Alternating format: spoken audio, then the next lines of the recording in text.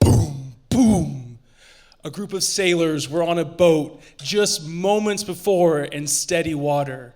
But a storm came out of nowhere with the waves crashing against the boat, the wind rocking the boat, the captain in the front looking back at the crew and saying, hang on tight. One of the crew members looks up and goes, sir, look. And as the clouds part, the fog goes away. Two massive cliffs right in front of them create a narrow gap.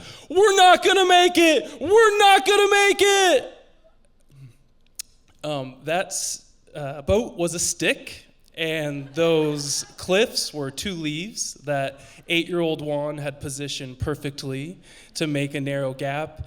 And it was after a Midwest rainstorm had just gone, and the stick was floating down the cul-de-sac where I lived. I had a big imagination as a kid. I loved the outdoors, and I loved weather. I remember looking out the window as the snow would fall, and I would think, is there a Whoville in every flake? Is there a Grinch in every flake? Do they know each other? Am I in their outer space? The home I grew up in had great vantage point. It was on a little hill in Lincoln, and you could see thunderstorms come in from a while away. And as the first crack of thunder shook the house, I would rush to the window and look, where was it coming from? And as it would get closer, the wind would stir, and I could hear my mother's wind chimes in the backyard making a chaotic yet comforting chorus. I remember dancing with fireflies in my backyard, giggling as their little butts lit up, and trying to catch them in my mason jar, which I would release, mostly. The first house I grew up in was right alongside a railroad track. I think I could throw a rock from my window.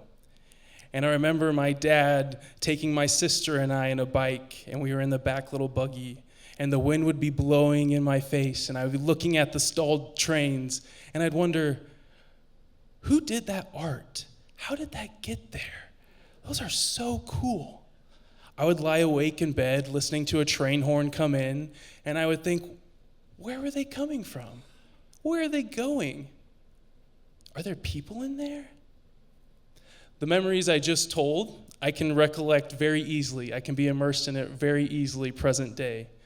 But before June 1st, 2023, it would have taken a lot more brain power to get there. For those who know me, I am an optimist to my core, not in a toxic positivity way. I can read a room, but in a way that I know and believe everything can be okay. But the extraordinary soon became mundane. I'm a full-blown adult now, been one for a while. I had the taste of the successful career. I've traveled many places. A plane was once this wonderful object in the sky like a shooting star, now something I've been on hundreds of times. Fireflies no longer dance, they were shooed away with flies and mosquitoes.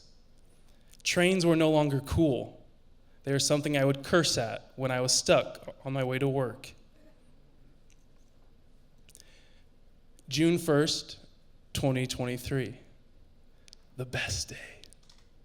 That's the day my wife and I welcomed into the most beautiful baby girl, Camila Louise, affectionately known as Mila Lou. I was not prepared for the amount of joy I would receive watching her witness the world around her. Before she could even speak words, she was enamored by squirrels. Loved squirrels, one of her first words she spoke. In our neighborhood, we have a lot of damn squirrels. They would go up the trees. And watching Mila through her eyes, squirrels were just like us. Squirrels go night-night? Yes, sweetheart, they do. Squirrels eat lunch? Yes, sweetheart, you can eat your lunch now. She was obsessed with squirrels. And then it moved on to butterflies and bumblebees and bunnies in the gardens, who, of course, the bunnies would have the squirrels over for dinner all the time. I'm not sure if you're aware of this, but there's a very large mountain in the middle of our city. It's off of 27th Street, right next to the Children's Zoo. Oh, Fountain? No. In our house, it's called the Mountain. And we pass by this mountain every single day on the way to daycare and every single way back home. And we always say hello to the mountain, no matter the elements or the weather outside. Good morning, mountain. See you later. Window down. Hi, mountain. Night-night. See you later.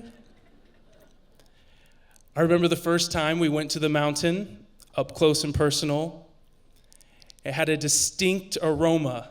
One of the spring days, the wind was gushing like it does, and I was smacked with that aroma, and it put me straight back into the late 90s, early 2000s at Colby Ridge Popcorn in downtown Lincoln. Whatever chemical they use, they're still using it.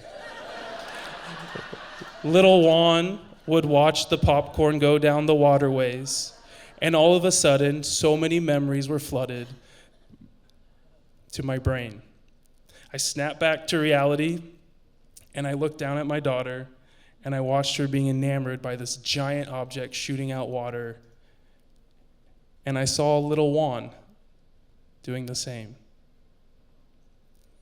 Our most recent trip to the mountain, we were walking up, and on the ground were two perfect sticks.